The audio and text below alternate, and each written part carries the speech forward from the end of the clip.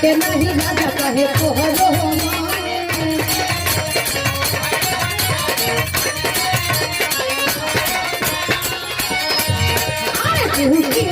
देखी हो खेलो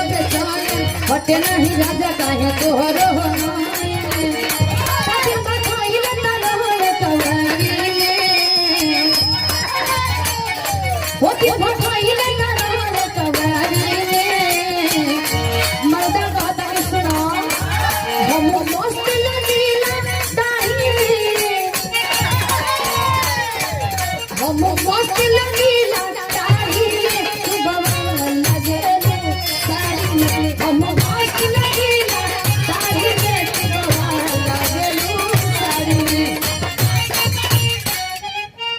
देखो तो दुख के बुझत मन बेचारे